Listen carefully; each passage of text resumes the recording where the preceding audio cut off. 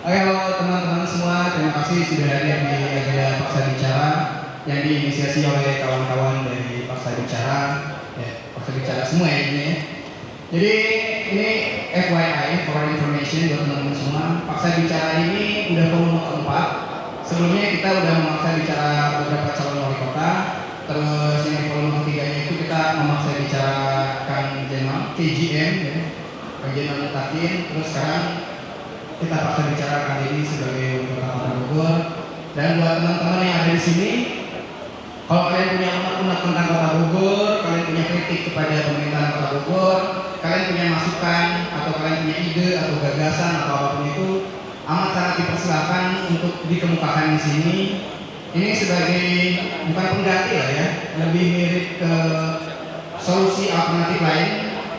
Ketika teman-teman mau mengeluarkan aspirasinya, kalau dijalankan macet-macetan itu dijalankan macet-macetan, di sini kalian bisa duduk dan ngobrol langsung dan menyampaikan langsung kepada pihak pemerintahan Kota Bogor. Begitu.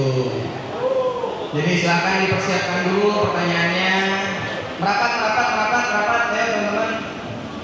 Kedengaran nggak ke belakang? Aman semuanya aman. Yang sebelah kiri kedengaran nggak? Halo yang sebelah kiri. Yang sebelah kanan kedengaran semua? Aman? Ini mau kita mulai langsung apa gimana kira-kira?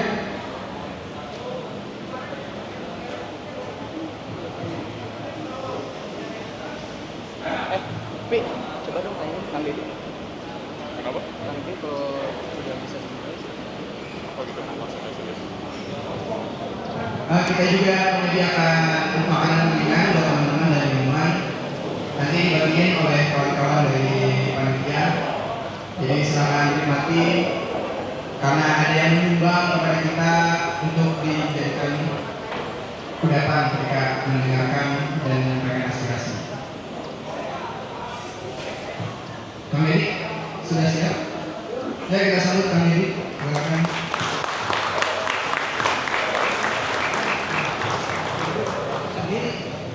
Ayo atau di situ.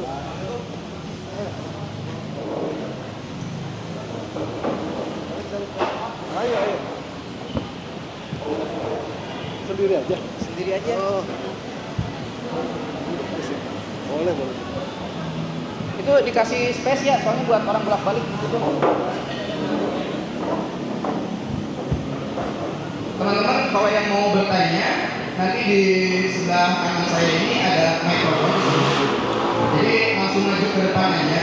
Nanti di sebelah situ ada teman-teman dari Paksa Bicara yang bakal milih dari teman-teman itu sendiri. Jadi nanti ngantri di situ dan langsung ngomong kayak di acaranya Zakir Naik kayak gitu.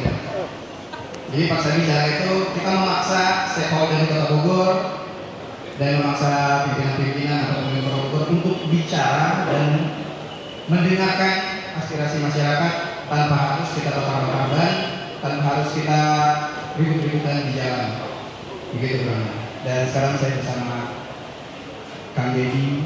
Selamat sore Kang Deddy.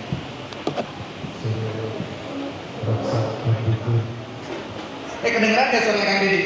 Cek 1 2 3 3 1. Jelas. Jelas. Tukar aja pokoknya. Cek 1 2 3 3 1. Cek. Tutup lah sama aja. Sama itu. Oke. Lanjut. Kang Deddy sudah di sini. Jadi nanti sistemnya kita akan buka untuk teman-teman yang mau bertanya, mau kritik langsung, mau menyampaikan curhat misalnya. Ini rumah saya udah lama tidak ada bantuan MTH, curhat aja di sini. Siapa tahu Kang Deddy mendengarkan dan bisa langsung diproses. Di sini juga ada dari stakeholder juga di sini ada, juga dari ada kedinasan-kedinasan dan lain, mungkin ada perwakilannya di sini juga. Jadi amat sangat dipersilakan kepada masyarakat, jangan malu-malu, mumpung Kang Deddy-nya lagi di sini, keluarin teman-temannya. Yang pertama-tama saya persilakan kepada Kang Deddy untuk bukan memperkenalkan diri lah ya, lebih ke intro aja nanti. Saya cuma ngasih intro 10 menit buat Kang Deddy, intronya aja. Udah berapa lama gitu mencintai Kota Bogor, saya dari lahir lah gitu namanya. Silakan Kang Deddy. Jadi baru sekali ya, ada intro langsung narasumber. Iya. Mestinya intro dari host biasanya. Bismillahirrahmanirrahim. Assalamualaikum warahmatullahi wabarakatuh. Selamat sore, salam sejahtera, sampurasun. Alhamdulillahirrahmanirrahim. Wassalatu wassalamu ala asyrofil anbiya'i wal mursalin Sayyidina wa maulana Muhammadin wa ala alihi wa sahbihi ajmain. Kang Raksa, Akang Teteh semua ya. Alhamdulillah sore hari ini saya memenuhi undangan dari Kang Raksa dalam Paksa bicara. kegiatan paksa bicara. Sebetulnya kalau paksa bicara mah hampir tiap hari namanya wali kota yang harus paksa bicara ya, karena persoalannya banyak. Tidak pernah tidak ada persoalan yang kita hadapi sehari-hari. Nah makanya apapun persoalannya tentu insya Allah kita carikan solusinya. Karena kan kita pahami bersama ya bahwa namanya persoalan sosial, persoalan pendidikan, persoalan kesehatan, persoalan infrastruktur, persoalan apapun sifatnya sangat dinamis dan butuh solusi-solusi yang bisa konteks jangka pendek, jangka menengah maupun jangka panjang. Jadi bagi kita semua ini kebetulan hadir juga ya beberapa, saya nggak undang banyak yang kira-kira relate aja, saya undang barangkali nanti juga bisa sharing kalau memang dibutuhkan. Tapi intinya yang penting begini, yang penting kalau ditanya bagaimana kecintaannya kepada Bogor, kalau nggak cinta mah tidak ada yang diperjuangkan. Ya, karena cinta makanya diperjuangkan, apapun diperjuangkan.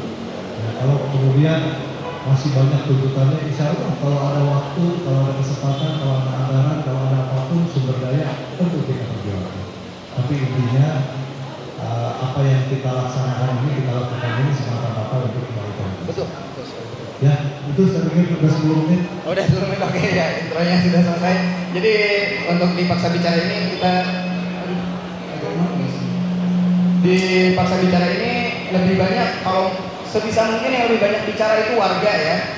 Jangan dari pihak permintaan pasti menjawab ya, tapi untuk yang lebih banyak bicara, banyak kritik, saya minta warga semuanya. Dan sesi pertanyaan kita nggak mau basa-basi lagi, kita langsung mulai sesi pertanyaan pertama. Teman-teman yang mau bertanya, yang mau melakukan aspirasinya, silakan ke depan.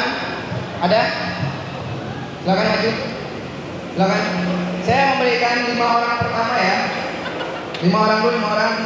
Silakan berbaris di sana. Silakan berbaris teman-teman. Udah ada berapa ini? 3. Ada lagi? 4. Lama. Oh ya. Nanti sebutkan nama ibu. Oh ini ternyata banyak lebih dari 5. Ini ada berapa orang coba? Langsung aja dah.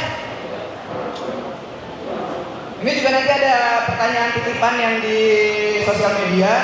Pertanyaan titipan ini akan kita kemukakan setelah pertanyaan itu banyak banget. Berapa orang nih? Coba. Oke, silakan perkenalkan diri dulu, namanya, terus dari mana, makanan favorit. Silakan. Kak, ini saya tinggalkan dulu sendiri. Apa mau ditemenin? Oh, temenin. Masih minta saya temenin, udah gede. Ini acaranya bukan paksa bicara ya. Ya ada yang mungkin nanti minta masukan dan lain sebagainya, itu silakan. Silakan. Kepada yang terhormat Bapak Wali Kota Bogor, semoga selalu dalam keadaan sehat dan dilindungi keberkahan. Amin. Singkat aja. Nama. Oh, nama saya Widianto, Pak. Widi. Jadi apa usia, apa alamat, apa? Saya. Pertanyaannya satu aja. Kenapa di area kampung Muslihat itu sulit untuk ditertibkan? Seperti PKL yang ada di depan City Plaza dan angkot yang membuat terminal di sepanjang jembatan merah. Bagus, Pak. Terima kasih, Pak. Assalamualaikum warahmatullahi wabarakatuh. Oke, terima kasih Nek. Langsung dijawab apa Nek? Kayaknya tampung dulu. Tampung dulu 5 orang ya, tampung dulu 5 orang aja ya. Gak apa-apa ya, antri dulu gak apa-apa. Aman ya, fisiknya pada kuat, masih muda. Oke, tampung 5 orang dulu, silakan. Assalamualaikum warahmatullahi wabarakatuh.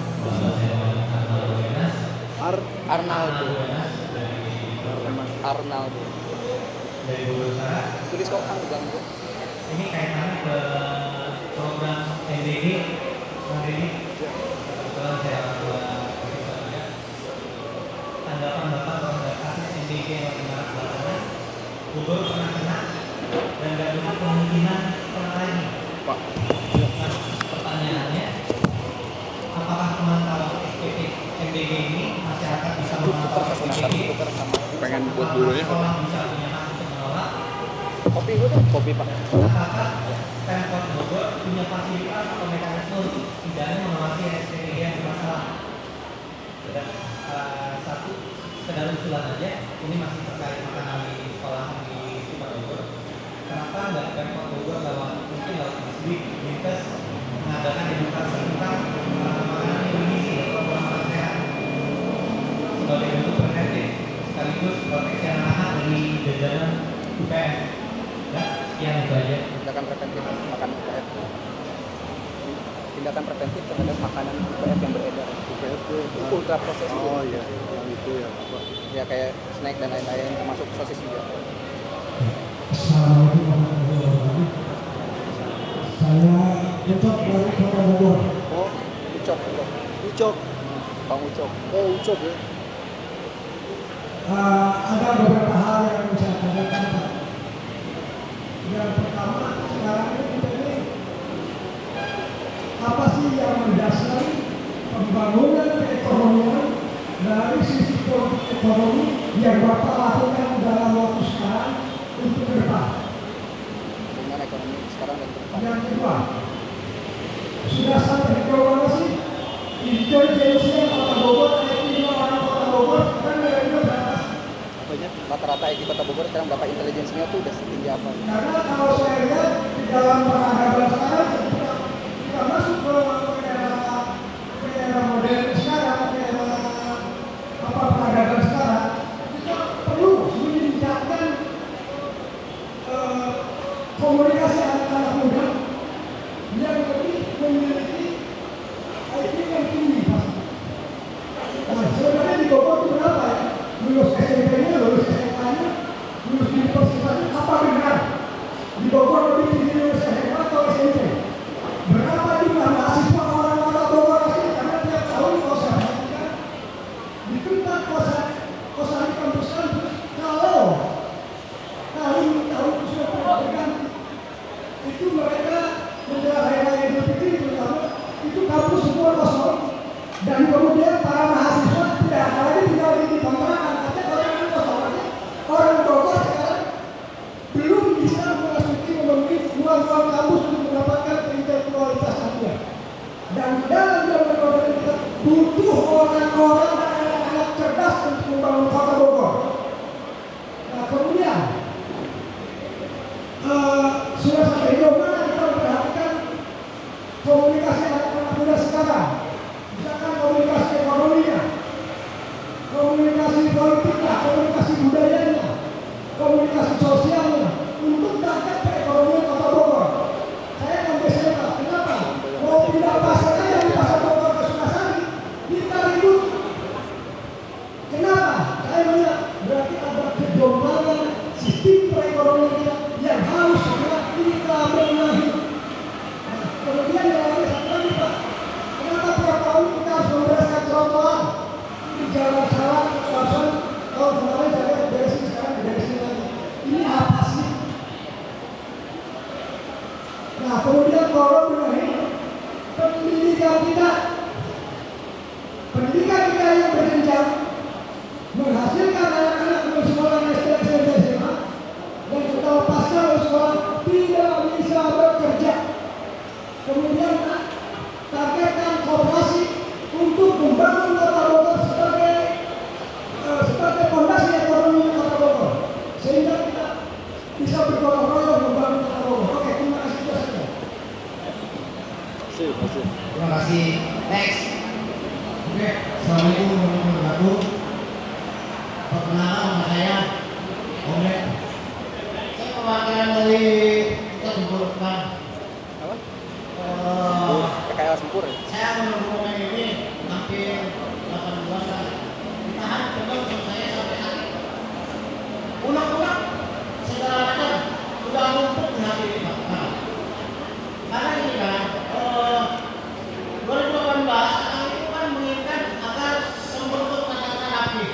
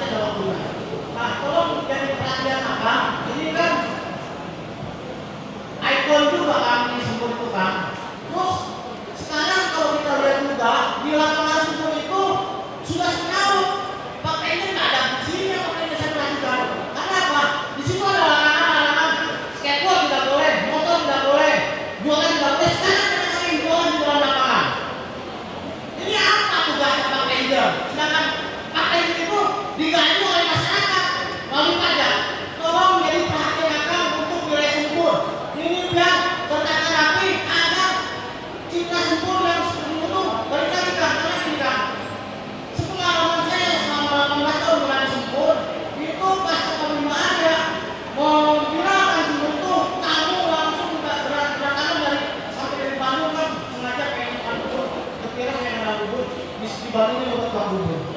Nah, ini sekarang alhamdulillah kan, jadi ada kan dari dulu kan cuma satu titik kebutuhan doang. Sekarang jadi di sini ada di ekspresi ada. Itu aja kan mudah-mudahan jadi perhatian buat akang karena ingat kan, rekan-rekan saya di kota Syukur adalah dari depan pendukung akang dari 10 tahun yang lalu, 5 tahun yang lalu. Assalamualaikum warahmatullahi wabarakatuh. Oke, ini buat akhir ya. Dan dulu nanti sesi berikutnya aman? Aman, oke silakan. Selamat sore. Hormat. Perkenalkan saya Alif Riba. Saya mempunyai latar belakang Alif seorang pelukis, saya juga pelukis. Prestasi saya lukisan saya diberi oleh Pemerintah Indonesia. Saya menyampaikan kelukesan untuk seni dan budaya. Yang pertama, Pak, praktik di berbagai kota menunjukkan bahwa festival seni tahun bukan sekedar peristiwa budaya, melainkan instrumen strategis untuk pembangunan provinsi. Nah, saya mengambil contoh Jogja Network Asian Festival.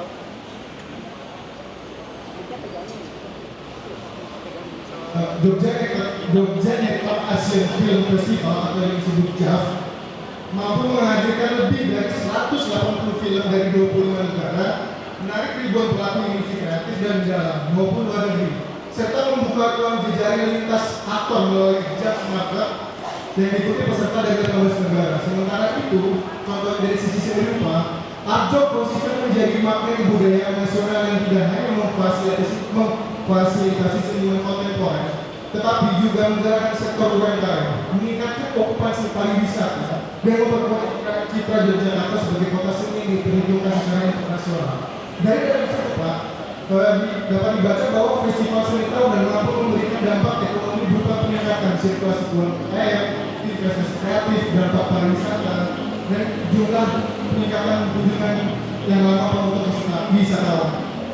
Pertanyaan saya, Pak, apakah pemerintah Kota Bogor memiliki visi, strategi, serta keberanian politik untuk merancang dan mengeksekusi event seni tahunan bergengsi yang setara dengan praktik seperti Jogja Asian Film Festival atau AJOF, sehingga yang bergengsi tahunan setara dengan praktik tersebut, sehingga Bogor tidak semata menjadi konsumen kebudayaan, tetapi juga produsen yang diperhitungkan. Lebih jauh lagi, bagaimana langkah konkret pemerintah dalam membangun tata kelola seni dan ekosistem seni yang kreatif yang berkelanjutan, meliputi penyediaan ruang aman dan nyaman bagi seniman, penyusunan regulasi yang adaptif terhadap kebutuhan komunitas, dan fasilitasi jejaring lintas pemangku kepentingan agar Bogor dapat menegaskan dirinya sebagai kota kreatif dengan daya saing nasional maupun internasional. Ini kalau pesan saya, Pak, bahwa seni itu harus ada esensi perlawanan. Jika seni tidak ada esensi perlawanan, itu hanya sebuah dekorasi biasa. Maksudnya perlawanan itu bukan negatif, Pak. Kita melawan kebodohan. Dengan adanya event-event itu kita bisa dengan pengadilan seni bisa dididik, Pak. Jadi, oh maksudnya film ini apa? Oh karya seni rupa ini apa? Jadi masyarakat Bogor tidak menjadi bodoh, lebih berbudaya dan lebih kreatif. Terima kasih, Pak. Saya Alvin. Terima kasih. Teman-teman kasih pause dulu, kita semua. Oke, cukup dulu. Banyak ya. 1, 2, 3, 4, 5. Ini pertanyaannya 5 nih. Cuma jawabannya beranak nih ya. Jadi kayak soal esai waktu SMA nih. Kang Deddy siap jawabnya. Ya. Ini kita putar dulu dari awal lagi bisa kan? Udah nggak apa-apa. Oke, Baik ya, pertama tadi Widi yang bilang saya pertanyaannya Kapten Muslihat. Jadi mana Widinya? Widi. Jadi gini Widi. Tahun 2019 ya, tahun 2019 pada saat saya ikut Kang Bima sebagai wakil wali kota Bogor, saya mencoba untuk mulai menata Kapten Muslihat, Dewi Sartika, Miraja Permas. Apa yang dilakukan? Pertama adalah tidak lagi memperpanjang ya, waktu itu yang namanya Taman Topi itu dipegang haknya oleh PT Exotica selama hampir lebih dari 30 tahun. Nah, saya putus kontraknya bukan apa-apa. saya putus kontraknya, tidak diperpanjang. Tujuannya adalah untuk menata ulang wilayah Taman Topi, kemudian Taman Adik Irma Suryani, Masjid Agung, sampai dengan pasar yang ada di belakangnya semua. Jadi kita mulai dari situ. Ya. Kenapa mulai dari situ? Karena di situ pada saat saya masuk 2019 ada kurang lebih 300 lapak PKL yang berderet dari depan BJB sampai dengan Blok F Pasar Kebon Kembang. Nah, dari situ saya mulai dengan meminta wali kota pada saya berumah tidak memperpanjang kontrak. Kemudian yang kedua, saya mulai menata lapak-lapak PKL. Yang lapak PKL sebagian besar pada saat itu kita pindahkan ke Niraja Permas belakang Blok F. Ya. Nata 300 PKL ini tidaklah mudah, ya. Tidak mudah kenapa? Karena sudah bertahun-tahun, sudah menempati seolah-olah sebagai tempat tinggalnya, dan sudah dikuasai dengan berbagai macam kegiatan yang menurut saya tidak layak dilakukan di Kota Bogor. Apa saja? Nah, saya mulai dengan operasi miras. Ya, operasi miras di Niraja Permas dan juga di Jalan Dewi Sartika pada saat itu membuka peluang untuk mulai membongkar. Maka kebayang ya waktu itu bandingin mundur dulu, mundur 5 tahun ke belakang, di situ banyak lapak, tidak pernah tersentuh, tidak pernah terjamah. Saya mulai dengan membongkar lapak yang menjual miras, dibantu pada saat itu oleh camat dan juga oleh Satpol PP. Nah, jadi pertama dapat 1, kita sita mirasnya, ya. Kemudian si lapaknya kita bongkar. Jadi mulai bolong tuh dari 300 tinggal 299. Besoknya saya datang lagi, ketemu lagi ada 2 lapak. Kurangi 2, jadi bolong lagi. Terus akhirnya bolong, kita bisa pindahkan dan akhirnya sudah kita bisa amankan.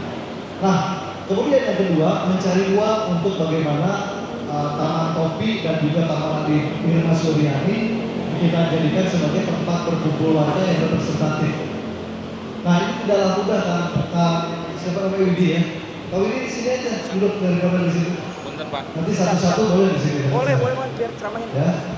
Nah, jadi pada saat itu mulai kita menata ulang, dan akhirnya sekarang kalau akan lihat kalau ini ya, kita sudah punya alun-alun, itu pun diperjuangkan dari dana alokasi Pemprov Jabar. Ya, berapa? 15 miliar ya, waktu itu kita perjuangkan. Jangan diterusin jadi Taman Topi, kenapa? Karena sudah tidak marah-rubuh di situ. Nah, hal ini sekarang sudah kita bisa nikmati sebagai alun-alun Kota Bogor. Nah, begitu juga kekalutan dan kekacauan di situ juga pada saat itu 2019 saya datang, Masjid Agung itu bentuknya adalah bangunan mangkrak, tidak ada atapnya, kalaupun ada konstruksinya sudah hancur. Saya cek juga, kenapa kok bisa tidak dilanjutkan, saya bilang. Ternyata si kontraktornya kabur, ya, meninggalkan kelebihan bayar kalau nggak salah 700 juta. Tapi kita tidak bisa mencari karena Pemkot tidak punya kemampuan untuk mencari. Ini orang udah pindah kemana? Apakah dia pindah ke Ambon? Apakah dia pindah ke Maluku? Apakah dia pindah ke Sulawesi? Mana kita nggak tahu. Nah, daripada mangkrak dan harus jadi urusan penegakan hukum, saya minta Komite Keselamatan Konstruksi untuk menilai ulang bangunan. Nah, jadi itu satu paket. Kalau sekarang sudah ada namanya Masjid Agung, itu bukanlah sebuah langkah yang mudah. Ya, kita mulai dari Komite Keselamatan Konstruksi, kita mulai dari pembenahan 300 lapak, kita mulai relokasi, termasuk juga bagaimana dulu Blok F yang jadi dibangun hampir 2 tahun mangkrak karena pedagangnya tidak mau dipindahkan ke TPS. Jadi itu satu paket pembenahan. Nah, alhamdulillah dengan segala perjuangan, ya, kita sudah bisa nikmati alun-alun, kita sudah bisa nikmati Masjid Agung, kita sudah bisa menikmati Blok F, ya, kita sudah bisa. Yang paling sulit juga begini, dulu PT KAI belum memberikan izin para penumpang itu untuk bisa keluar dari arah alun-alun, ada temboknya. seperti tembok Berlin. Itu bukan perjuangan yang mudah. Kita ketemu sama kepala Daop 1 PT KAI ya, untuk meminta kita bangun alun-alun, tetapi penumpang kita bisa alihkan tidak semuanya ke MA Salmo, tetapi sebagian ke Mayoki, tetapi sebagian besar bisa dialihkan ke alun-alun. Jadi tidak ada sesuatu yang instan. Kemudian juga pedestrian dari depan alun-alun sampai dengan Jembatan Merah kiri kanan itu adalah perjuangan kita untuk mendapatkan bantuan dari Balai Besar Teknik Perkeretaapian Jawa Barat. Nah sekarang kalau dilihat termasuk Skybridge, Kapten Ruslihat relatif sudah lebih baik dibanding 5 tahun yang lalu. Kita punya ininya ya, punya apa namanya before afternya lah. Ya, cuma kalau pertanyaannya kenapa angkot belum bisa diurus? Bayangkan Kak, angkot Bogor itu terdiri dari 2 jenis nih. Angkot Kota Bogor dan angkot Kabupaten Bogor yang jumlahnya 6.000 dari Kabupaten Bogor. Angkot Bogor sisa 2.400, 2.200. Nah, angkot Kota Bogor kita sudah punya program namanya reduksi, rerouting, dan konversi. Dari 3.000 berapa kemarin? 3.000 kurang lebih 3.100, sekarang tinggal 2.400. Tetapi ini catatan buat kita semua, catatan untuk teman-teman di masa bicara, bahwa angkot kabupaten terlalu menusuk ke jantung Kota Bogor. Yang masuk di Pasar Anyar itu angkot dari Cibinong Citerep, dari Cibinong Citerep itu angkot masuk ke Pasar Anyar. Izinnya yang ngeluarin siapa? Gubernur, Kepala Dinas Perhubungan Jawa Barat, bukan kita. Nah, kita sedang perjuangkan supaya jangan semua angkot itu masuk ke jantung kota kita, karena mereka itu tidak tunduk ya, langsung kepada administrasi birokrasi Kota Bogor. Nah, kita sudah berjuang reduksi, konversi, dan rerouting, tetapi Jawa Barat juga harus ikut. Belum lagi yang dari Cisarua sampai dengan Sukasari, bayangkan 1.300 angkot Masuk ke sini ya, masuk ke sini 1.300. Makanya yang biru-biru itu di depan PDAM, mana mau mereka diatur. Sudah dipinggirin ke tengah lagi, setelah pinggirin lagi ke tengah lagi. Belum lagi yang dari Parung ke Merdeka. Bayangkan berapa? Hampir 500 atau 600. Belum lagi dari Lewilia. Ya, jadi banyak yang harus ditertibkan, dan kita mulai dari diri sendiri. Kita warga Bogor, kita cinta Bogor, kita tertibkan. Kita punya aturan. Angkot yang usianya sudah 20 tahun tidak boleh lagi beroperasi. Ya, kalau teing, Bagnes Barudung sudah tidak layak jalan. Benar kan? Nah, cuma memang punten ini perlu kesabaran. Kenapa? Karena kita punya program, ya. Kan begini, PKL itu akan kita pindahkan kemana? Kita akan konsentrasikan di belakang Blok F. Di Raja Permas, belakang Blok F. Tetapi pemindahan itu kan harus manusiawi, ya. Kan zaman sekarang sangat sensitif. Kalau kita salah melangkah, nanti katanya tidak pro kepada pada masyarakat kecil. Jadi pembenahan ini harus seperti kita melaksanakan pembenahan sebelumnya, seperti tadi ya, Masjid Agung, Raja Permas, dan juga Jalan Dewi Sartika, plus alun-alun seperti yang sudah kita bisa nikmati sekarang. Nah, tinggal ada langkah-langkah teknis, kita membuat penampungan yang layak, yang nantinya seperti kemarin saya sudah rapat dengan Dirut PT KAI meminta izin kepada PT KAI untuk bisa memanfaatkan lahan di Jalan Raja Permas untuk tadi penataan dan juga pengembangan wilayah supaya menjadi wilayah ekonomi yang memadai. Dan yang paling penting juga kita harus introspeksi. Pemkot Bogor juga introspeksi. Tadi ya, seperti Kang Black bilang bahwa Satpol PP-nya sudah tidak lagi seperti dulu. Nah, ini memang harus juga bagian dari introspeksi kita. Kemudian Park Ranger-nya sama punya persoalan, belum lagi di subnya punya persoalan, perparkiran dan sebagainya. Insya Allah kasih saya waktu, saya baru 6 bulan jadi wali kota. Tadi Kang Black bilang pengen ketemu 8 bulan, saya harus 6 bulan Kang Black. Ya, itu pelan-pelan insya Allah. Kang Black, saya tahu yang nata sempur, yang cari uang untuk sentra kuliner sempur, panti saya datang langsung ketemu sama Dirut Mayora. Daripada lama-lama pakai cari duit, dapatnya cuma 50 juta, 20 juta, ini kebutuhannya lebih dari 500 juta. Saya langsung ketemu dengan Dirut Mayora di mana? Di Daan Mogot di Jakarta untuk meminta bantuan bagaimana sentra kuliner Sempur itu bisa berdiri. Jadi bukan orang lain yang datang langsung, yang minta, yang bikin gambar, yang mengumpulkan, itu bukan orang lain. Saya langsung turun di situ. Jadi memang kadang-kadang kalau saya nggak senang medsos-medsosan kan, saya orangnya kerja aja, bukannya tidak ingin gitu kan, daripada mau baterai nggak di medsos biar aja yang suka senang medsos, maka kalau saya nggak senang medsos, saya mah kerja aja. Nah, saya berbagi dengan Pak Wakil Wali Kota sekarang, Pak Wakil Wali Kota lebih muda ya, lebih berani untuk tampil, maka dipersilakan oleh saya. Kemudian yang kedua, udah cepat ya, sabar ya. Terima kasih Pak. Kang Willy, insya Allah kita tata, kita perbaiki, kita sempurnakan. Ya, sana kamu. Yang kedua, Arnal Wenas, mana Arnal Wenas? Jadi Kang Arnal, MBG ya? MBG betul. Kang Arnal, MBG ini bagian dari program Pak Presiden Prabowo Subianto. Ya, ada namanya Astacita. Program Astacita itu terdiri dari makan bergizi gratis, pemeriksaan kesehatan gratis, operasi merah putih, sekolah rakyat, kemudian sekolah Garuda, ya, termasuk juga terakhir itu apa?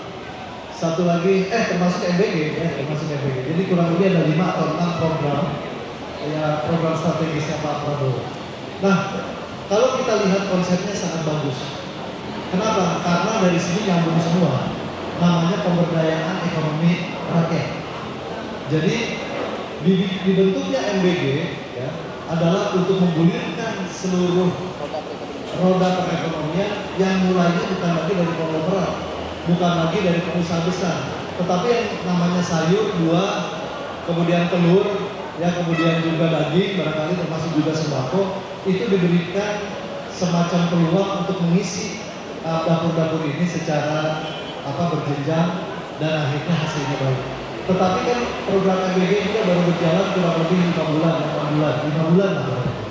5 bulan ini adalah waktu yang sangat singkat untuk belajar. Tidak ada di Indonesia jagoan masak, tidak ada di Indonesia jagoan catering sampai 4.000 porsi per hari ya selama 5 hari dalam seminggu. Nah, kelemahan-kelemahannya memang ada. Kenapa ada kelemahan? Karena memang tadi kita belum punya pengalaman, tetapi konsepnya sudah baik. Nah, yang kedua, memang dalam proses nanti MBG di Kota Bogor itu idealnya di Bogor ada 82 titik dapur. 82 idealnya. Kenapa? Karena yang harus dilayani ada sekitar 200.000 siswa. 200.000 siswa belum termasuk ibu hamil dan ibu menyusui termasuk balita. Nah, kalau bisa menyentuh semua kurang lebih 102 titik.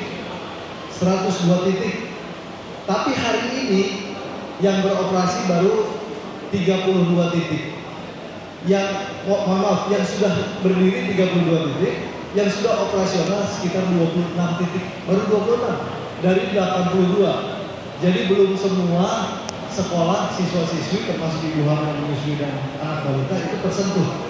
Nah, cuma memang ya begini, di awal-awal pelaksanaan MBG di Kota Bogor ada kasus. Ya. Nah, ternyata dari situlah membuka kesempatan untuk kita untuk mengkritisi. Jadi Kota Bogor itu di dalam struktur SPPG itu tidak dilibatkan langsung. Ya. Kita itu hanya sebagai penerima manfaat saja. Kota Bogor itu yang menerima manfaat siapa? Anak siswa dan siswinya, termasuk ibu hamil, ibu menyusui, termasuk anak balita. Tetapi kota, pemerintah itu tidak dalam struktur organisasi MBG. Nah, baru bulan yang lalu, setelah banyak kejadian-kejadian keracunan, kemudian juga izin yang tidak turun dan sebagainya, kita diminta untuk membuat tim koordinasi percepatan pembangunan SPPG. Nah, jadi artinya gini, Kang Arnal, karena ya intinya ini ada urusan bagaimana menggulirkan ekonomi kerakyatan, ya, karena basisnya adalah kelurahan, di mana di setiap kelurahan kita bentuk juga koperasi merah putih yang secara ideal nantinya adalah supplier dari SPPG ini. Nah, tinggal begini, boleh nggak ya? Tadi kan pertanyaannya gini, boleh nggak orang tua siswa mengkritisi atau memonitor? Saya pikir tidak ada salahnya. Boleh dikritisi gini, itu daharna ndogeri jeung tumis buncis misalnya, boleh dikritisi. Nah, saya belajar ke SPPG punya Lanut Atang Sanjaya. Nah, Lanut Atang Sanjaya karena lahannya cukup luas, dia punya greenhouse untuk, dia nanam tomat, dia nanam salada, dia nanam pokcoy, dia tanam lagi kangkung. Nah, dari situ akhirnya begini, hari ini makan nasi, telur, sosis, dan susu, termasuk sayur, besok dia sajikan burger. Ya, burger ada dagingnya, ada tomatnya, ada seladanya, pakai bawang. Nah, jadi memang ini datang juga harus datang juga dari masyarakat. Kepada SPPG yang attach ke sekolah, mestinya orang tua punya semacam komunikasi. Jadi gini, anaknya Kang Arnas di mana? Di SMP 22. SMP 22. Sumber SPPG ini di mana? Saya kurang tahu. Nah, tinggal dicari, nanti cek ya Pak Yoris.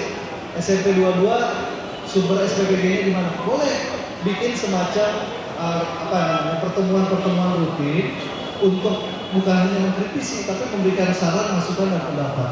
Silakan. Nah, kita ya Pak Rudi, kan kita punya tim percepatan.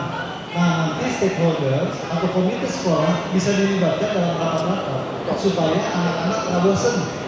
Ya, anak-anak tidak kemudian dahar teh tadi tapi betul-betul memenuhi syarat visi yang ada. Nah, terkait dengan UPK ya, UPF, ultra processing food, kita setuju. Setuju kenapa? Kita tidak boleh lagi memberikan kesempatan anak-anak kita untuk minum, makan ultra processing food. Ya. Kita setuju. Kenapa? Karena anak-anak Bogor sudah banyak yang kena diabetes, anak-anak kota Bogor sudah banyak yang kena gagal ginjal, anak-anak kota Bogor sudah terdeteksi kadar gulanya tinggi. Nah, ini mumpung ada Akang Teteh di sini ya, Akang Teteh, coba termasuk yang ada di sekolah SMP 22, periksakan anak-anaknya dalam periode tertentu, ya, secara lengkap seluruh sekolah diperiksakan ke puskesmas di mana layanan itu tersedia. Karena kita siapkan layanan pemeriksaan kesehatan gratis termasuk untuk anak-anak. Ya, jadi dari situ anak-anak bisa terdeteksi, kita punya data. Oh, anaknya Pak Arnas namanya siapa? Alsa, umur 9 tahun. Berapa? 13. Umur 13 tahun. Dari hasil pemeriksaannya apakah kadar gulanya berlebihan atau sudah obesitas atau belum? Dan jangan sampai kemudian kecolongan, nanti kemudian malah terjadi gagal ginjal. Nah, ini mumpung ada Akang Teteh, jangan ada lagi ya, karena kalau kebijakan nasionalnya kan bukan kita. Perindustrian itu kan penghasil UPF ini kan atas izin dari kementerian-kementerian, bukan dari kita. Tetapi saya setuju yang namanya makanan dengan kadar gula tinggi, itu memang sangat berbahaya untuk kesehatan. Saya dukung Pak Arnas. Ya, terima kasih Kang. Betul kan? Ya, insyaallah ya. Nanti kita monitor kok itu. MBG kita monitor, nanti sama Pak Yoris, sama Pak Rudi dan yang lain-lain. Komite sekolah bisa dilibatkan untuk saran, pendapat dan lain-lain. Nah, ini ada Pak Ucok ya. Pak Ucok mana tadi? Nah, Pak Ucok boleh sini Pak Ucok biar berfoto bareng nih. Bang, sini dulu Bang. Pak Ucok tapi pakai telepon atau pakai apa? Bang, saya enggak. Ayo Pak Ucok sini Pak Ucok. Pak Ucok ini kelihatan rapi terus nih pakai jas. Ya. Pak Ucok pertanyaannya sangat brilian. Brilian kenapa? Karena tadi menyangkut pendidikan. Pak Ucok, kan semua kota, kabupaten, daerah di Indonesia itu kalau ngomong itu kan harus berbasis data. Betul tidak? Wah, kota kita maju, kota kita lemah, kota kita hebat. kota kita brengsek, itu harus berbasis data. Jadi memang betul ya bahwa begini, tantangan kita sekarang, indikator kota itu maju atau tidak maju, itu salah satunya adalah indeks pembangunan manusia. Nah, kebetulan indeks pembangunan manusia Kota Bogor tidak jelek-jelek amat. Kita di posisi keempat sejauh barat. Posisi ketiga atau keempat ya? Keempat sejauh barat. Nah, Jawa Barat itu punya 27 kabupaten kota. Nah, salah satu indikator yang paling bisa kita lihat adalah ya, lama rata-rata sekolah Pak Ucok. Lama rata-rata sekolah anak Bogor baru 10,7 tahun. Jadi belum 12 tahun wajib sekolah, belum. Kenapa? Karena persoalannya banyak Pak Ucok. Ada yang kewenangan kota, ada juga yang kewenangan provinsi, ada juga kewenangan pusat. Nah, Kota Bogor kalau Pak Ucok bilang, wah Kota Bogor harus pada pintar semua dong. Alhamdulillah tanggung jawab Kota Bogor sudah tuntas. Kenapa? Karena anak Bogor sudah lulus SMP semua. Itu sebagai bagian dari tanggung jawab kota. Kenapa belum lulus SMA? Karena SMA negerinya terlalu sedikit ya di Kota Bogor. Siapa tanggung jawab SMA? Tanggung jawab SMA di seluruh Indonesia adalah gubernur. Ya. Dan saya sudah sediakan lahan di Bogor. Insya Allah dalam 5 tahun kepemimpinan saya dan Kang Jena, insya Allah ada penambahan 3 SMA atau 2 SMA lagi. SMA negeri. Meskipun itu bukan tanggung jawab kita langsung, tetapi kita siapkan lahannya, kita koordinasikan untuk bebaskan lahannya dan pemerintah provinsi bisa bangun sekolahnya. Supaya tadi Pak, supaya 12 tahun wajib belajar itu terpenuhi. Nah kemudian masalah lainnya apa? Anak-anak Kota Bogor sudah pada masuk perguruan tinggi belum? Bapak Ibu akan teteh tahu nggak? Ya, suku kan namanya Ucok. Ini apa, Bang? Nasution. Abang Ucok Nasution. Abang Ucok Nasution ini bersyukur Bang. Kenapa? Karena secara ranking kesukuan, kita bicara suku, bahwa ternyata orang Sunda itu menempati ranking 9 yang warganya lulus sarjana. Sementara di atas itu ada Batak, ada lagi Toraja, ada Manado, ada Jawa, ada lain. Suku Sunda itu ada di ranking 9. Ya. Ini tantangan kita. Kenapa? Nah, ini ada kaitan sama kebiasaan orang Sunda, orang Bogor, orang Jawa Barat. Kalau orang Batak mau merantau ke sini, Abang dari Medan atau dari Sibolga? Saya dari Bogor, Pak. Bukan, asal usul. Asal usul dari Sidonjuan. Dari Sidonjuan. Kakeknya, ya bapaknya mau merantau ke sini. Ya. Kalau orang Sunda, kalau bukan karena kultur stelsel, kalau bukan karena kerja paksa, nggak akan ada tuh yang di Suriname, nggak akan ada yang di Sumatera, karena mereka nyaman di sini. Nah ini memang harus jadi tantangan. Jadi begitu kalau anak Batak misalnya, ya, begitu isi SMNPTN, ya, dia akan dengan gampang aja, nggak apa-apa, saya daftar di Universitas Cendrawasih di Papua. Saya mau daftar di Tadulako. Saya mau daftar di Haluoleo. Mau coba orang Bogor. Mau nggak disuruh sekolah di Tadulako? Mau nggak disuruh sekolah di Usu? Mau nggak suruh sekolah di Cendrawasih? Belum tentu Bang.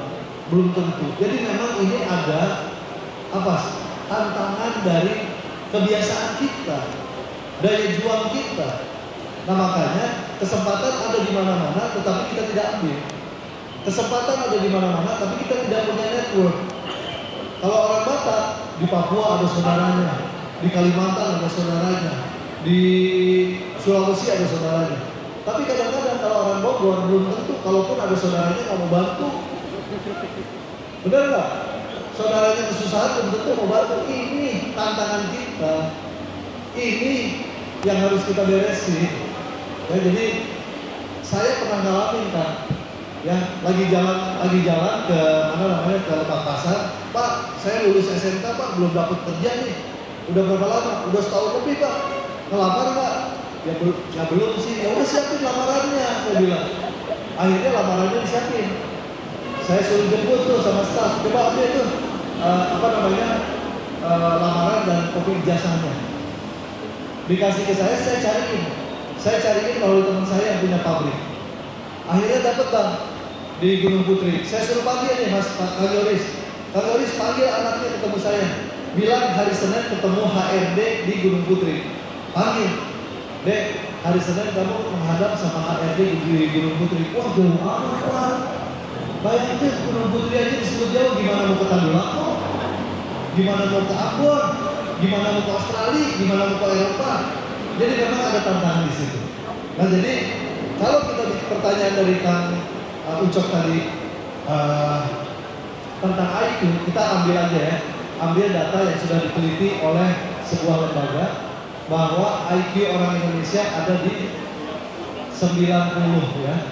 Nah jadi di bawah apa istilahnya? Ya di bawah rata-rata, di pukul rata kan, ada yang pinter banget, mungkin 125, 130, tetapi ada juga yang 70. Nah diambil rata-rata orang Indonesia IQ-nya kurang lebih di, kalau nggak salah 92, ya kalau nggak salah ya.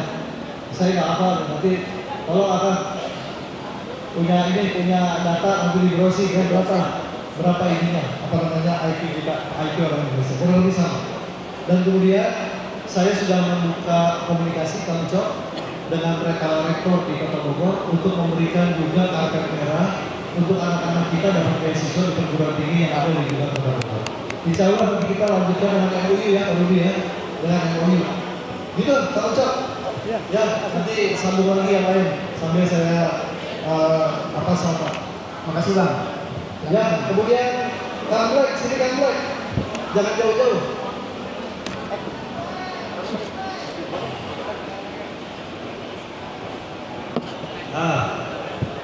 Kang Black itu bohong. Ini kalau Kang Black tadi lebih banyak mengkritisi. Saya setuju 100%. Apa yang dikritisi oleh Kang Black, ya, ini saya setuju 100%. Makanya ada 2 poin yang sedang kita carikan solusi. Yang pertama perparkiran, ya. Perparkiran Kota Bogor, ya, ini harus dirubah sistemnya. Yang kedua ke digitalisasi. Dan khusus untuk Sempur sebetulnya kita sudah kerjasama dengan pemilik lahan, ya pemilik lahan PT Dubai dan juga sekarang satu lahan yang dikelola oleh Kopinako untuk dipakai sebagai perparkiran. Tetapi masih ada oknum yang tidak nurut. Nah tapi kan baru jadi ya, belum sebulan kan ya, belum sebulan. Nah kemudian untuk yang tadi Kang Black sampaikan terkait dengan PKL yang menjamur di luar yang sudah di-list di dalam sentra kuliner. Insya Allah nanti kita secara periodik akan melakukan penataan ya, dan pengenaan denda seperti di alun-alun. Jadi di alun-alun sudah kita kenakan denda, nggak banyak dendanya 50.000, tetapi alhamdulillah kalau pas lagi siang, pagi, siang, sore itu efektif. Kalau malam pas lagi petugasnya istirahat, kadang-kadang memang berat itu. Nah nanti coba kita akan berlakukan denda. Ini nih PR untuk Camat Bogor Tengah kali ini. Mana Camat? Ada apa Camat Bogor Tengah? Pak Camat? Hah? Lurah Sempur siapa namanya sekarang? Andri. Nah coba Andri Sinar, coba. Wah kayaknya banyak yang apa nih ya. Nanti kita panggil Kang Black. Nah terus Kang Black tadi apa lagi? Kelurahan tidak tegas, sudah bayar retribusi ya. Jadi gini Kang Black, memang yang namanya pajak itu tidak semuanya masuk Kota Bogor. Kita beli sesuatu ke Indomaret, Alfamaret, dapat kena PPN. PPN itu masuk pusat. Kemudian pengusaha kena PPh 21, PPh 23, PPh 25 itu masuk pusat. Kita naik motor, naik mobil, beli bensin, ada pajak bahan bakar masuk ke pusat. Kemudian kita punya motor, punya mobil, bayar pajak kendaraan masuk provinsi. Ya, jadi Kota Bogor dapat duitnya dari mana? Nih dari orang-orang pahlawan Bogor tuh, Ento Kingko, Bagja, Miko, ya, kasir orang bayar ya. Apa tuh koek apa? Nah jadi memang pendapatan kita tuh kecil. Kota Bogor tuh tidak seperti orang bayar. Pak, saya juga bayar pajak. Bayar pajak kemana? Pajak Kota Bogor tuh cuma dapat dari PB1 gitu. Pajak pembangunan 1. Apa tuh? Pajak retribusi kota untuk Ikut Pak. semua, Iya. ya untuk Jadi operasi. perorangan. Ya, enggak kalau retribusi ada. Tadi kalau pajak, kalau tadi saya bicara retribusi. Nah kalau pajak PPN, PPH, pajak bahan bakar ya, pajak bahan bakar masuk pusat. Nah Bogor cuma dapat dari gini Pak, termasuk dari retribusi. Jadi apa yang sudah diperjuangkan oleh Kang Black ini harus kita amankan. Betul, setuju. Kalau yang di luar itu kan tidak kena kita. Ini langsung, makanya apa suara Kang Black adalah suara masyarakat Bogor.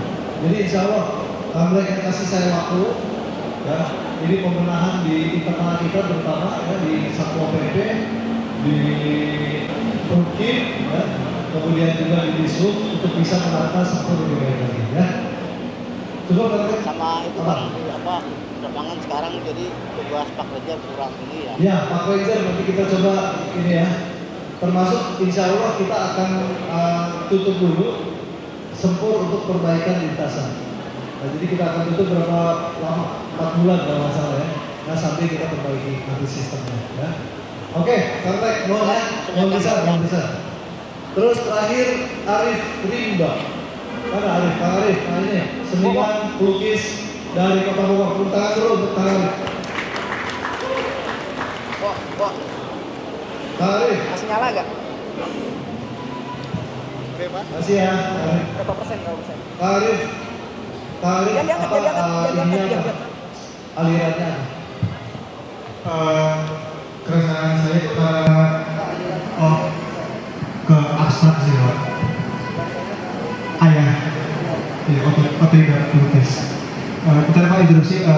Keresahan tadi saya itu karena saya kuliah di Jogja karena saya merasa Kota Bogor itu sangat minim apresiasi seni.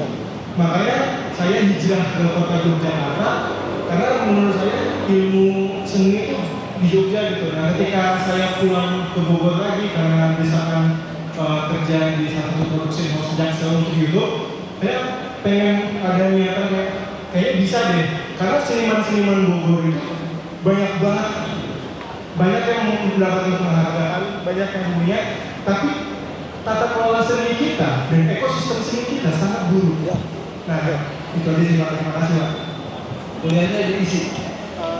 Bukan Pak, tapi di Sekolah Tinggi Ilmu Komunikasi Pak. Oke, Tapi saya dulu kuliah di ISI, saya lulusan seni rupa ITB. Ya, jadi kita satu aliran. Ya, jadi jangan khawatir. Ya. Arif ya. Arif begini. Tipikal kota kita itu berbeda dengan Bandung, Jogja, Bali, Banyuwangi, dan Bandung, Bali ya, Banyuwangi, dan Jogja, termasuk Solo. Kenapa? Begini, Bogor itu 22% masyarakatnya bekerja di sekitaran Jabodetabek. Jadi dia ada yang bekerja di Jakarta, bekerja di Depok, bekerjanya di Bekasi, bekerjanya di Tangerang, dan di Kabupaten Bogor. Nah, yang kedua, sebagian besar dari itu 22%. Kemudian sekitar 10% ya, warga Kota Bogor itu bekerjanya di wilayah Jakarta, terutama di wilayah Bogor, terutama di bidang-bidang pendidikan dan di bidang penelitian. Nah jadi begini, berbeda kesempatannya dengan kota Jogja, Solo, Bandung, dan Bali. Kalau Jogja, Bandung, Bali, Solo, termasuk Banyuwangi, kalau tidak kreatif, mereka tidak dapat penghasilan karena aglomerasinya berbeda. Nah jadi memang orang Bandung lebih kreatif. Kenapa? Selain di Bandung ada banyak sekali sekolah seni, kemudian juga ekosistem seninya sudah terbangun, ada ya. Ininya juga keterpaksaan masyarakat untuk kreatifnya ada. Agak berbeda dengan Kota Bogor. Kota Bogor ini kota peneliti. Ya, jadi artinya kalau boleh Arif, bikin sekolah seni, bikin kursus multimedia, bikin sekolah tari, bikin sekolah seni grafis. Memang di Bogor nggak ada. Bahkan sekolah arsitektur planning untuk gedung pun tidak ada. Adanya arsitektur landscape dan sipil. Jadi memang tipikal kotanya kan terbangun dari keberadaan perguruan tinggi dan lembaga-lembaga pendukung. Nah memang Bogor ini agak berbeda dengan Bandung. Bandung kalau nggak kreatif, kalau kulinernya nggak kreatif, nggak ada yang datang ke Bandung. Kalau Bogor masih kerja di Jakarta, masih kerja di Depok, masih kerja di kabupaten. Jadi kita udah bikin studi kecil-kecilan bahwa ternyata di kita ada kekurangan. Satu adalah tidak adanya sekolah multimedia, tidak ada sekolah seni rupa, tidak ada sekolah arsitektur, urban planning, dan juga misalnya graphic design, interior design, karena memang kebutuhannya mungkin saat ini belum. Tetapi karena saya juga lulusan UTD, jadi saya pengen juga mendorong ya orang-orang yang punya kemampuan di bidang seni dan lain sebagainya untuk membuka sekolah-sekolah sebagai penunjang munculnya ekosistem seni rupa di Kota Bogor. Nah yang kedua begini, yang kedua memang kalau kemarin itu kita sudah dapat yang namanya Bogor Creative Center. Kita sudah dapat dari Pak Ridwan Kamil.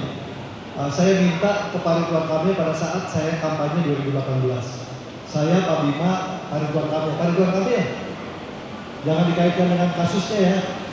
Pak Ridwan Kamil, saya minta Bakorwil atau apa namanya?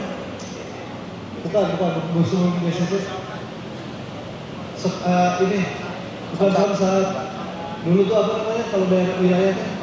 Bukan, sebelum Bakorwil. Karesidenan.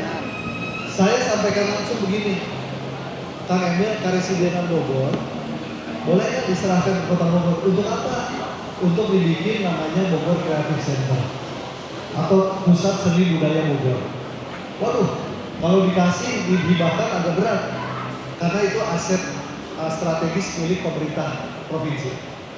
Nah kemudian oleh Kang Emil, boleh nggak saya bikinkan namanya satu tempat sama seperti di Bandung. Kalau di Bandung ada Bandung Creative Center, di Bogor dibangunkan Bogor Creative Center. Sudah jadi.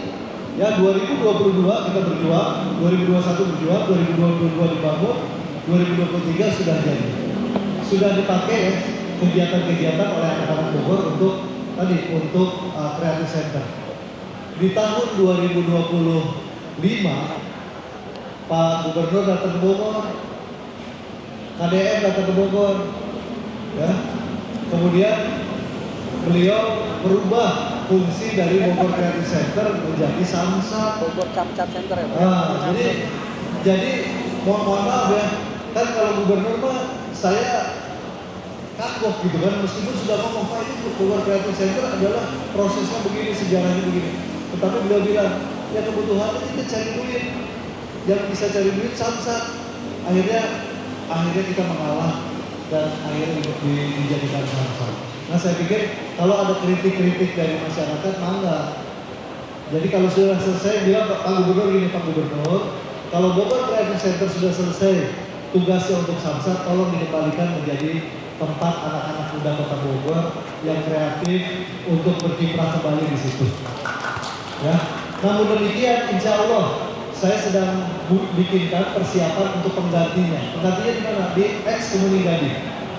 Kemeningadi tahun depan sudah kita bangun ya, kita perbaiki. Jadi fungsi dari Bogor Creative Center yang sudah dipakai sebagai Samsat oleh Pak Gubernur, sementara akan kita ambil di gedung Kemeningadi. Insya Allah, doakan. Kita sudah bikin lagi di mana namanya di Batu Tulis, Bumi Ageng Batu Tulis. Mangga kalau mau pameran lukisan, mau sendera tari, mau bikin konser kecil untuk akustik, mangga di situ. Boleh. Boleh, memang boleh. Mau pagelaran pencak silat, mau apapun boleh. Bangunan sudah 90%. Insya Allah tahun depan kita lanjutkan. Ya, jadi sabar. Kita ramai banget. Saya kan seni rupa juga. Tapi untuk acara kayak Art Job tuh belum ini Pak. Gimana? Gini, Art Job itu munculnya dari gabungan mahasiswa UGM dengan ASRI. Ya, jadi bukan pemerintah, sifatnya adalah endorsement. Ya, misalnya gini, butuh tempat untuk pagelaran, ya pemerintah siapkan.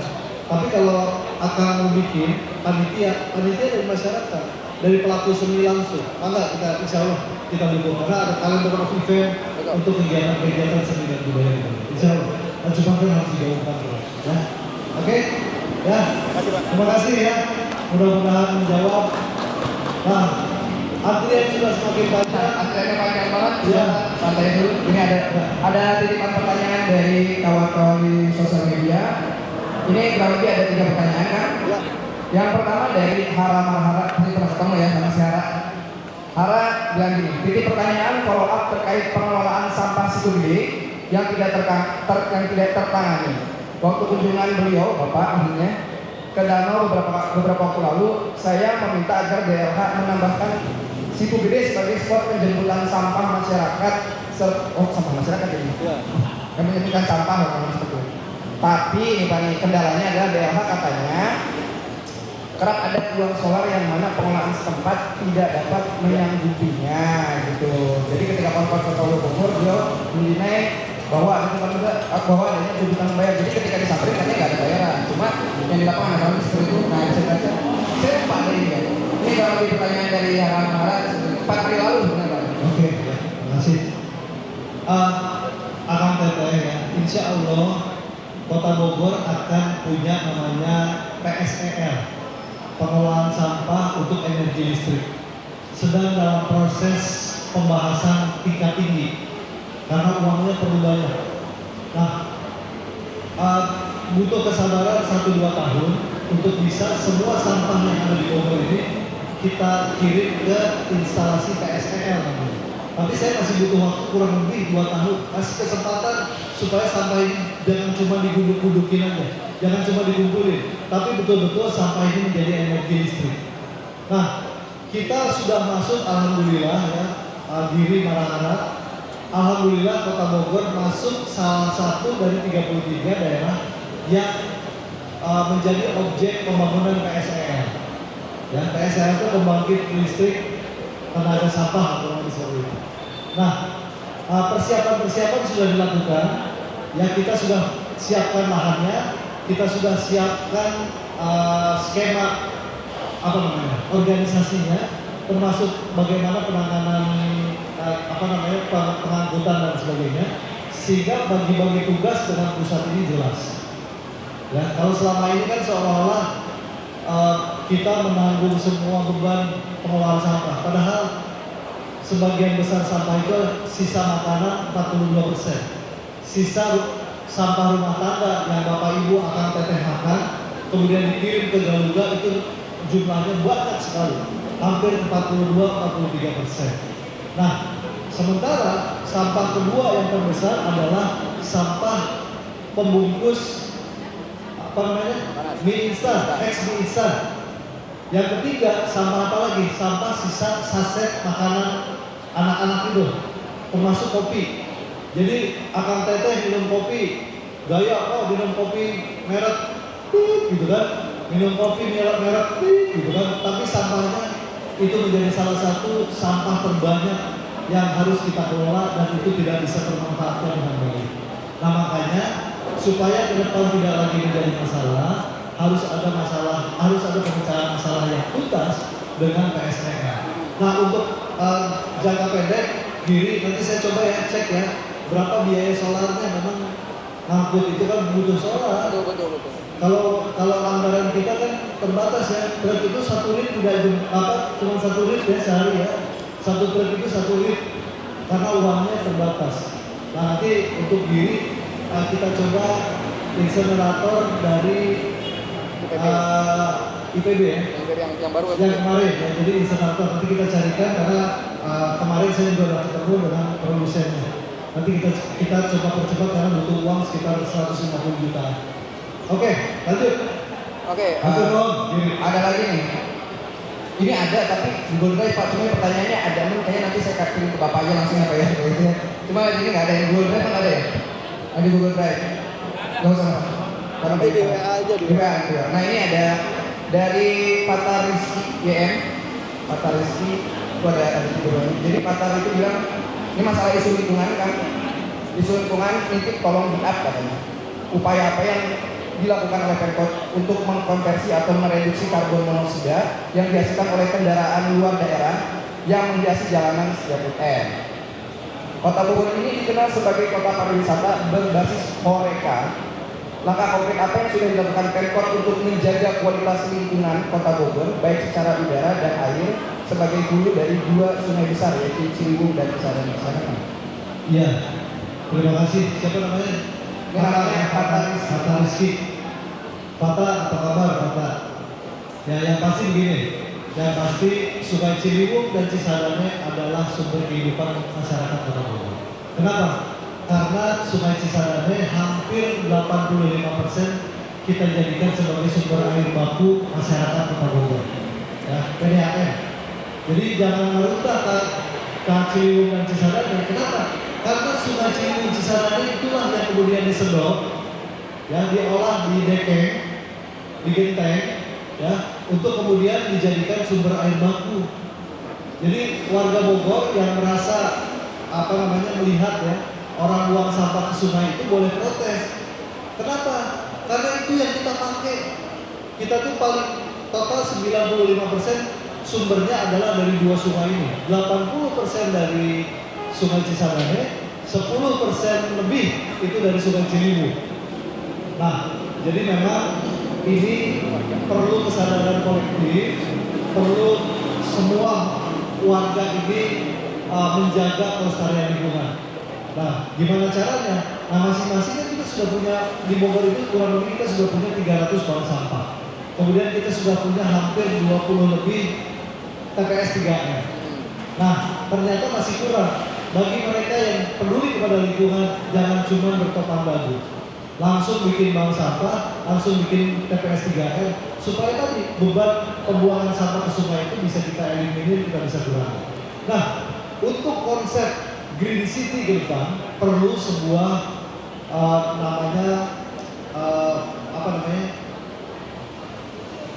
plan, master plan.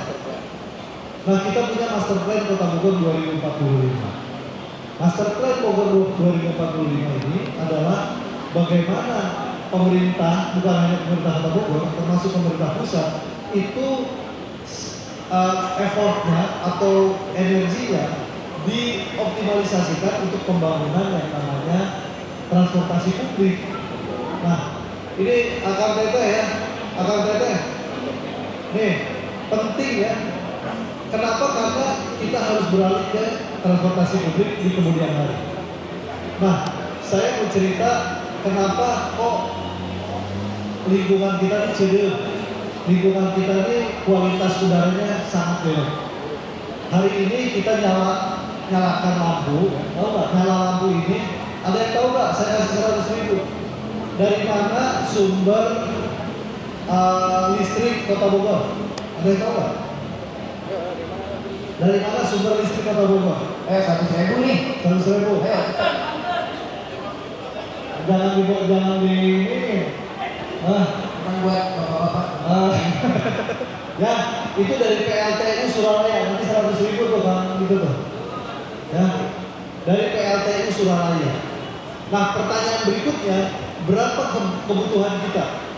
Kebutuhan kita sehari-hari itu ada 32.000 megawatt. 32.000 megawatt yang dihasilkan dari 32.000 ton batu bara per hari.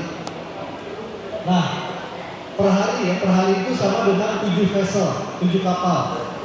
Nah, setiap ton batu bara menghasilkan 1 kg emisi karbon. Nah, jadi nggak bisa ngomongnya, orang yang naik mobil ke Bogor, tetapi secara keseluruhan kita memang harus mengganti energi yang sekarang kita peroleh dari batu bara menjadi energi baru terbarukan. Nah, kemudian kita sekarang yang ngomongnya kan gimana nih? Emisi karbon tinggi. Pertanyaannya gini, memang udah pakai mobil listrik atau motor listrik atau belum? Kalaupun motor listrik sama mobil listrik kan tadi dihasilkannya dari PLTU yang pakai batu bara. Sama aja. Sama aja. Nah, sekarang yang harus kita perhatikan adalah sumbernya, ya kan? Nah, kebutuhan bahan bakar Indonesia itu 1,8 juta barrel. 1,8 juta barrel. Yang bisa di-provide dari dalam negeri, dari lifting ladang-ladang atau sumur-sumur dari sumur bahan bakar di Indonesia hanya 1 juta. Jadi 800 ribunya itu impor. Nah, kenapa kemudian Pertamina nggak bisa nyaingin Petronas? Karena Petronas produksinya lebih tinggi daripada ekspornya, daripada impornya. Kalau kita produksi lokal lebih sedikit daripada impornya. Nah, jadi kita harus bantu supaya lingkungan kita bersih. Kita memang harus mengurangi yang namanya energi fosil. Ya, jadi memang, nah ke depan insya Allah Bogor akan punya sistem transportasi massal ya, dengan memakai listrik namanya tram. Ini bertahap, nggak bisa besok, nggak bisa lusa. Cuman ini menjadi concern kita bersama supaya pertanyaan tadi ya nanti kita bisa jadikan sebagai bagian dari carbon trade. Ya, kalau kita bisa betul-betul nanti secara matematis kita buktikan bahwa penggunaan energi fosil kemudian kita bisa mereduksi karbon, maka kita akan usulkan dalam skema ekonomi carbon trade, insya Allah. Ya, jadi sabar. Tapi kita udah tahu harus ke sana, insya Allah. Ini sudah antri kasihan ini. Oke, kasih tangan buat yang ini.